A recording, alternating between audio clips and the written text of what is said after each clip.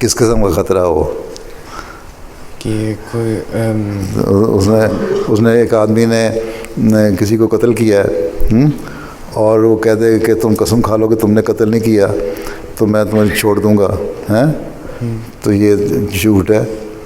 یہ ایسا جھوٹ ہے جس کو یہاں سے اگر وہ چھوٹ بھی اپنی جان بچا بھی لے گا تو اللہ تعالیٰ اس کو ضرور سزا دے گا۔ اللہ تعالیٰ نے فرمایا کہ جھوٹ جو ہے شرک کے برابر ہے، مطلب یہی ہے کہ تم نے شرک کیا جھوٹ بول کے اور یہ غلطی کی ہے، یا بعض جگہ غلط باتیں کر کے اللہ تعالیٰ کے مقابلے پہ کسی کو لے آئے جھوٹ بول کے، تو یہ غلط ہے۔ ہاں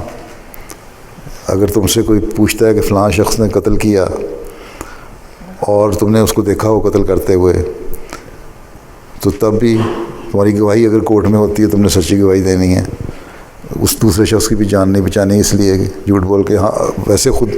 اگر تمہیں ہمدردی ہے اس سے خود نہ بتاؤ جا کے کسی کو، اگر تمہارے سے گواہی لی جائے کورٹ میں یا حکومت کی طرف سے پھر تمہیں اس کو بتانا چاہیے۔ تو جان بچانے کے لیے یہ دنیا تو میں نے ابھی بتایا نا عارضی دنیا ہے، جان بچانے کے لیے جھوٹ بولنا تو اللہ تعالیٰ کہتا ہے بہت بڑا گناہ ہے، ٹھیک ہے۔ زندگی تمہاری یہاں بچے گی تو کیا کر لو گے، 10 سال 20 سال زندہ رہ لو گے، لیکن اللہ تعالیٰ کے یہاں سزا بہت بڑی ہے۔ سچ بولو گے تو بہت سارے لوگ سچ بول کے سچ کی بنیاد پہ ان کی جانیں بچ جاتی ہیں، ٹھیک، اور جھوٹ پہ اگر جان بچ بھی جائے گی تو اللہ تعالیٰ کی سزا سے نہیں بچے گا۔ اگر سچ پہ جان بچ جائے گی تو جان بھی بچ جائے گی اور اللہ تعالیٰ ریوارڈ بھی دے گا، اور اگر جان چلی بھی جائے گی تو اللہ تعالیٰ کے ہاں بخشش اس کی بہت زیادہ ہو جائے گی۔ اس لیے اس چیز کو سوچنا چاہیے جو ہمیشہ کے لیے ہے، عارضی زندگی تو عارضی ہے نا،